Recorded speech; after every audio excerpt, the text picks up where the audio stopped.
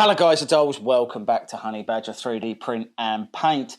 Today we are taking a look at the Qidi Q1 Pro. Before we get started, roll those credits.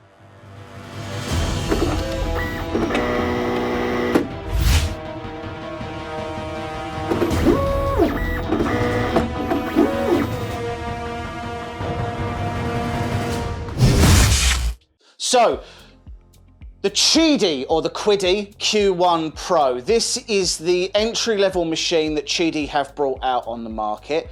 The key that I want you to remember this whole time is £329. £329 is what buys you a fully enclosed Core XY, clipper-enabled, pretty solid little machine. Now, I want to be clear. This is not trying to compete with the Bambu X1 Carbon or with Creality K1 Maxes or anything like that. This is an entry-level machine that is packed full of features at a really aggressive price point. £329. For that, you get 245 by 245 by 240 build volume. You get 60-degree active heating chamber. You get clipper enabled. You get a 350-degree tri-metal hot end. What you get here is a lot of printer for your money. Now, we've put it through its paces and we've tried printing real models, and we'll show you those in a moment.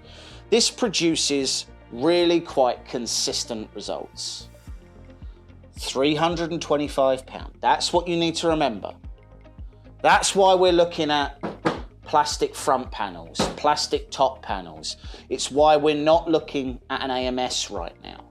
But what you are getting is a really strong package. This printed right out of the box. We did not do any calibration outside of the automatic stuff that it does on its own. We didn't do any slicer calibration. There was no flow rate compensation. There was nothing. We took the stock profile that was in Orca Slicer, and frankly, it just worked. When I get to the core of 3D printing, there are two kinds of people in this hobby. There are people who have a 3D printer hobby, and there are people who have a 3D printing hobby. And the two are different. A 3D printer hobby is somebody who likes to tinker and play about with their machine, and they use it to print and do cool stuff. A 3D printing hobby is somebody who does not care about their machine. What they care about is what they can produce. That community want a printer that they get out of the box and it just works. Print and forget. I do not want to play about with all the different settings. I don't even care about the marketing terms that you use. All I care about is that at the end of the day, does this produce clear, consistent, quality parts? And can I do that with the minimum amount of fuss? And this really does tick a lot of those boxes. There are some drawbacks. There are some things that aren't perfect. So one of the things that does annoy me a little bit is the way that this tool head is designed. So let's take a look at that. Okay, so let's take a look at the tool head. So first and foremost, something I want to say is Qidi, I don't know if you've bought shares in a sticker factory, but there's too many stickers on this machine. Right, so there's stickers that are up here, they're on the front, they're inside the machine, they are everywhere. Stop putting on the back of this, stop putting stickers on everything, they look yucky, all right? If your machine is not intuitive enough for people to be able to figure out how to use and touch certain things, then, and if you can't put things on QR codes or whatever, then you've made a bad machine, all right? So stop it. So if you want this to come off, you lift this up and you flip this off, right? You should be able to unplug this, right? So if I show you here, this doesn't have a plug this end. The plug is on the back of this machine. So if I've done this, now this just has to dangle like that. Do not like that, okay? This should be a toolless design, and most of it isn't. If I want to access any of the plugs for this hot end, I have to unscrew the back plate to get it off to be able to get to the plugs. The only thing I can remove from here by taking this off is I can take the PFTE tube out, and I can unattach the filament sensor, which is right here. There is nothing else that I can unplug from the front of this. I do not like that. This is the one thing about the design of this machine that I'm not on board with at all, right? It is, this should be toolless at this point. You've made it so that I can quick disconnect the top piece, right? And that goes on nice and securely. Clips on, absolutely fine, not a problem at all, right? This does give you a chance to take a look at the part cooling. So part cooling is the radial fan. If I just lay this back here, you can see the radial fan, and then you have a partial part cooler fan that goes round here and does this little part here. Okay, so then there's two little sort of upstands that this clips onto, and then it just stays on like that, and then that doesn't move. So loop, again, same rods that you've seen on other machines, nothing new there. Nothing particularly surprising about the overall build of this, again, except for the fact that all the plugs for this hot end are on the back, and you do have to undo 4 screws, some of which are quite hard to get to be able to access any of the rear plugs. What you should have done is right here, there should have been a breakout board that connects through to the back, and then this little breakout board is where everything that's on the front plugs into, so that I could take all of this off and I don't have to access the back of this tool head. That's what you should have done, and that would have made this probably a 10 out of 10 machine at that point. It would have been as good as I needed it to be, because changing things would have been really easy, maintenance would have been really easy. That's the only issue that I have with the whole build of this. Other than that, I'm actually really impressed with how well this prints and how well this all goes together. Cool. So as you can see, that's not perfect. Everything that you see at the front really isn't what you need to access, and it's a little finicky getting around, and yeah, that's a little frustrating. I'd like to see them fix that in either future machines or future revisions of this machine. The thing that I like about some of its competitors are just how easy it is to work on when wearable, consumable parts need to be changed, and when sometimes things go wrong, how accessible some of that stuff is. The Orca Slicer profile is great out of the box. Because this has an active heating chamber, it's 350 degrees on the hot end, 100 degrees on the bed, and the chamber will get to around 55, nearly to 60, and it'll stay pretty solid there. This is a powerhouse when it comes to printing ABS and PETG, but technically speaking, it can print PA-HF carbon fiber, because that's 320, 100 on the bed, and then I think 55 as an active chamber. So you are going to be able to print entry-level engineering parts on this.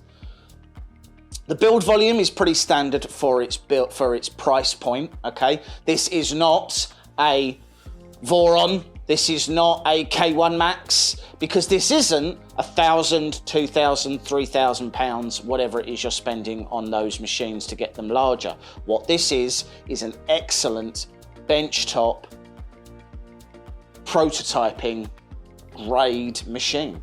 This would sit very well in a prototyping lab, in a school, at least can't get your hands in. I would have liked to have seen a way to perhaps lock the door so that hands couldn't find their way in if it was left unattended. I'd maybe have liked to have seen an actual handle, so I didn't have to grab the top of this to be able to open it, because getting your hand, you've got to sort of squeeze your fingers into the gap and pull it out. It's not super ergonomic. And I will say that when you're printing with PLA, you do have to take the lid off. Okay, you can see that mine's already started to get a bit grotty, but that's because this is in an active workshop, right? That's the nature of what we're doing here. I want to show you some of the parts that we've printed. So I'll show you some of the parts we do as tests, and then I'll show you something that it printed as an actual model and a finished result as well.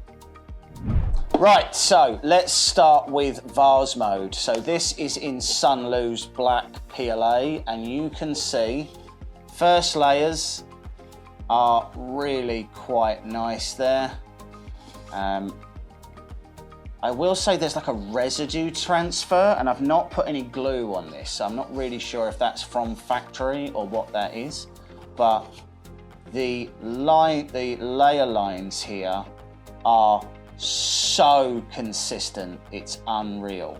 Like really high quality. This was done in vase mode, Orca slicer, 0.16 layer height on that. So really, really good. This is torture toaster. So first of all, both of our toasts come up. Both of our sides lock, you can see. Right, so you can see here we have our tolerance pins. So tolerance pins in the side of this. We can easily do number 5. That goes up and down. Easily do 4. Easily do 3. Or just about do 0.2. 1 is fused. So 0.1, tolerances are between 2 and 0.1, which is pretty good. Side of this locks nice and all turns. Then we have this side, also turns and unlocks. And we have our bridges.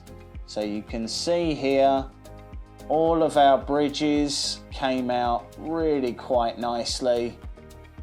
Done a really nice job on that as well. So torture toaster, I would say one of the better ones I've done. If you get this in just the right light, which I don't know if we're going to be able to, you can kind of see, hold on, just a hair of over extrusion or under extrusion on this pillar. Let's see if I can get that to, but overall, a very nice finish.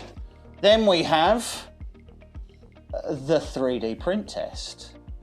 So the front of this, very, very good extrusion. You can see on the edge here, we've got no stringing on the pillars. They've come out really nicely.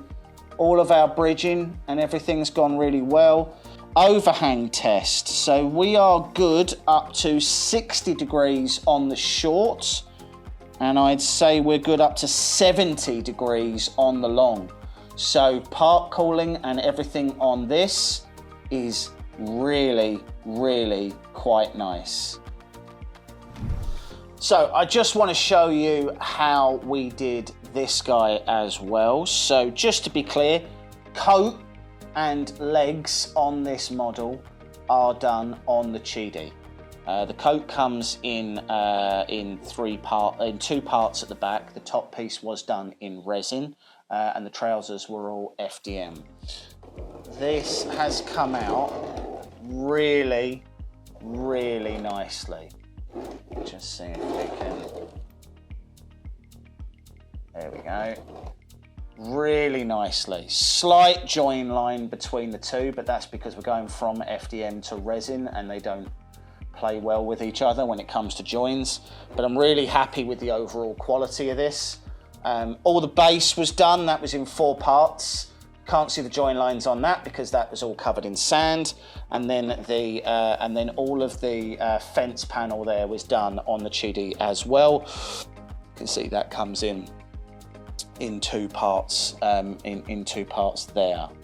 So really, really happy with how that came out. So not just that it's done a really good job on the tests, but also in a real world model that came out really nicely. This was done in a 0.12. This was done in a 0.16. This was done at a 0.16 as well, and this was done in a 0.2. All of it was printed in Sunlu resin, in Sunlu filament. Obviously, this stuff was printed in the black. This stuff was printed on the white that you see mounted in the... So as you can see, this is a feature-rich, high-performing machine for the price. You have to be clear, this is not up against X1 Carbon's, K1 Max's, larger format machines that are £1,000 plus. This is pitching itself right against the likes of the P1P and probably the A1. Maybe it's pitching itself against the K1, right? And I suppose it was pitching itself against maybe the Flashforge Adventurer 5 Pro, something like that. This is a really solid entry in that space, right? Not everything has to have every single feature, but what matters is that what you have works. And with no customization, with no configuration, with no real need to lean on prior knowledge of 3D printing, we produced some really respectable parts here. Really respectable parts at good speeds, producing quality results. That's what you want, isn't it?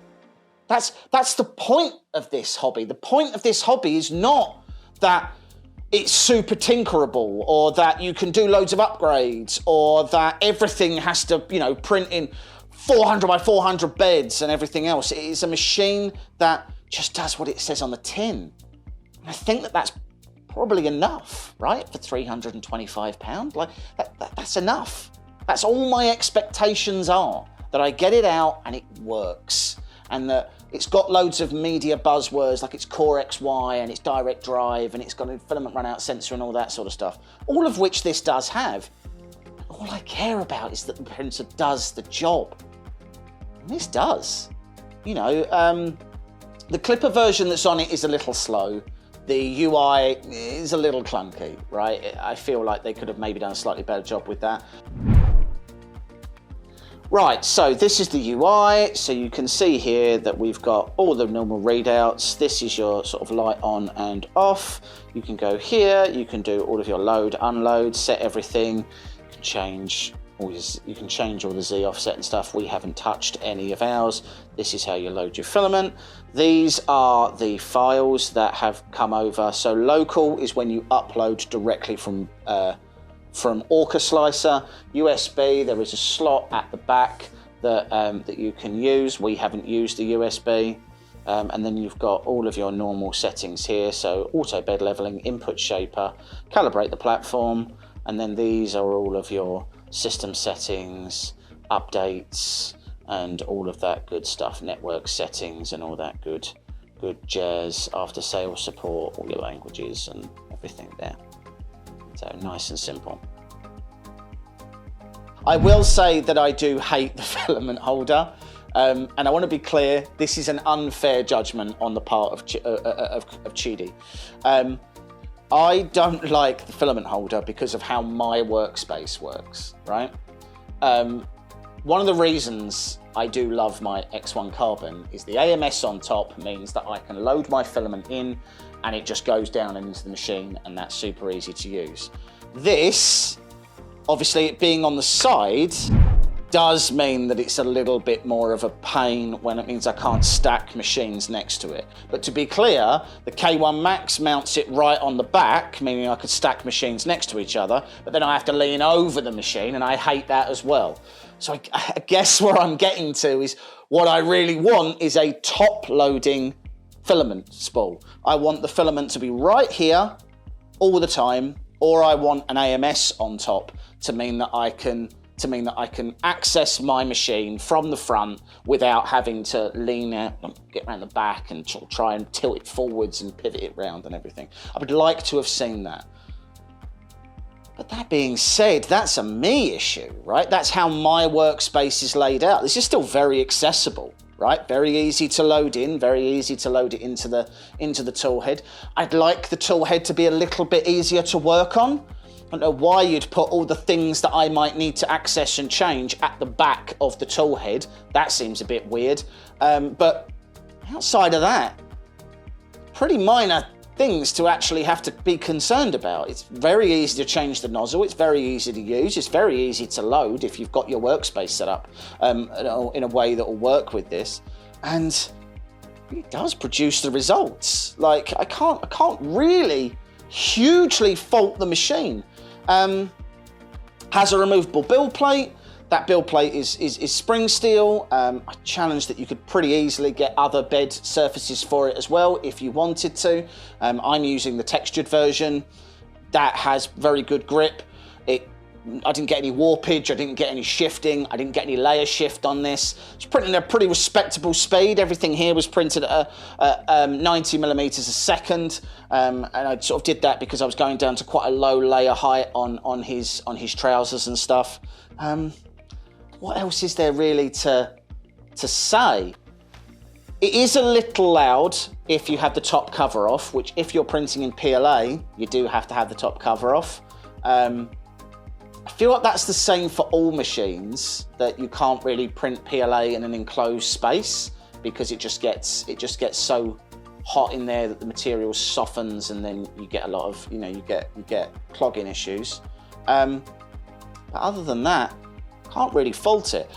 I will say that I had one issue. So when this machine arrived, it was printing absolutely perfectly.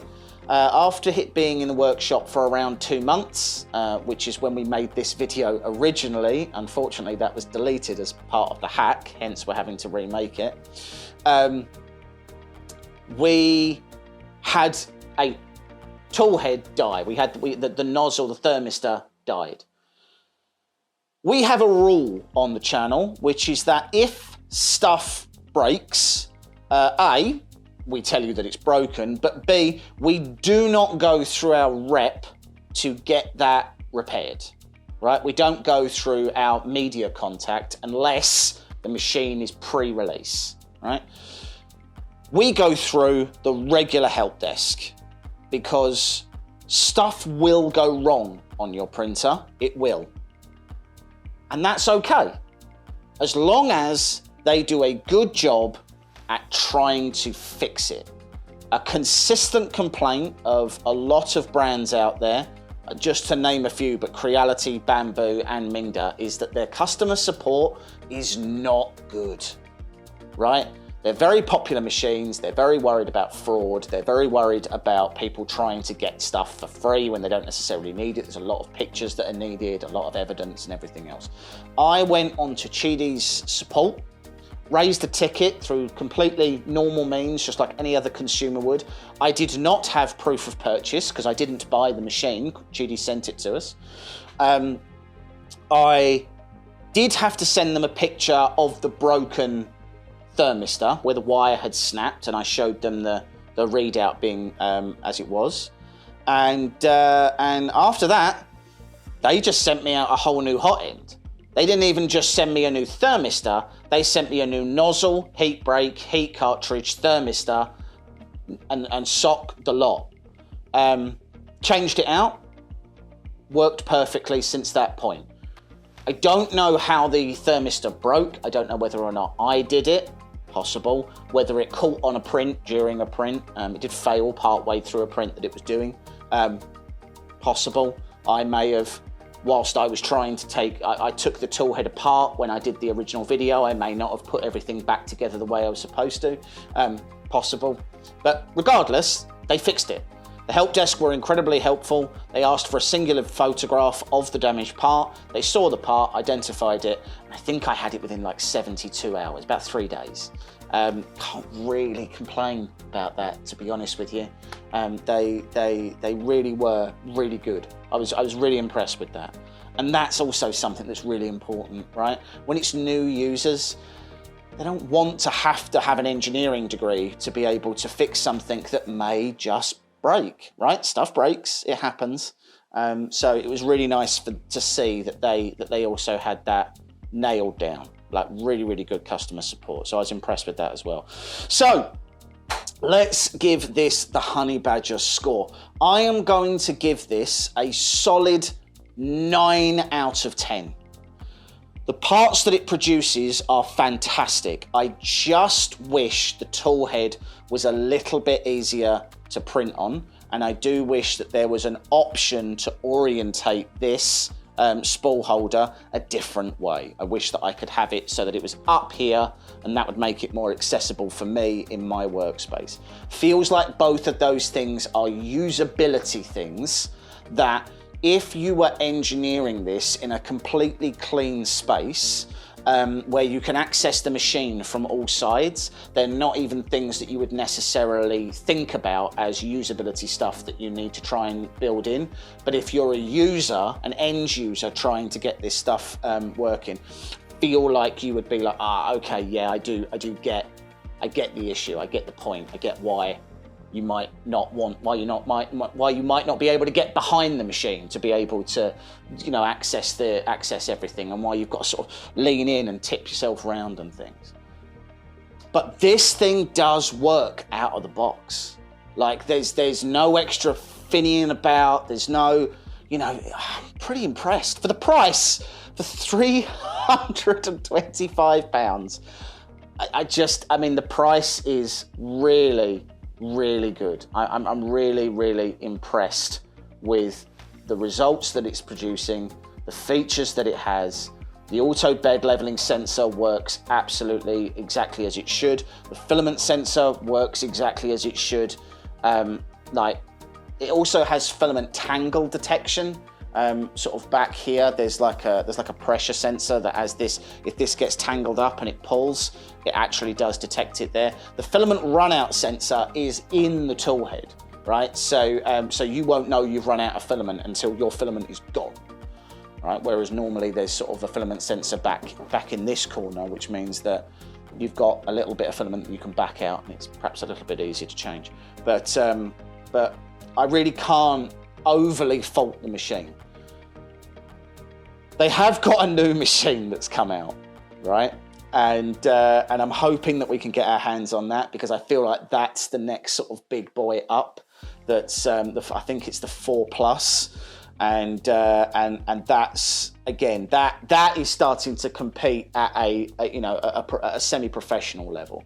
This is a perfect machine for new starters to the hobby, or people who just want a machine that they buy. It's cost effective to get, and it just adds it to a farm, and then you're away. Because this has Clipper on the back end, firmware is readily available for Clipper. That means you could link multiple machines together, and you could get yourself a really quite a respectable farm going with machines like this, and have a really capable machine. So that's the video, right? Do not forget to check out the channel's sponsor, Sunlu. There is a link in the video description if you want to get some of their filament, 10% off. That is an affiliate link, so it helps the channel out. It's a great way to support us. Do not forget to like and subscribe. We'll catch you on the next video. Thanks very much.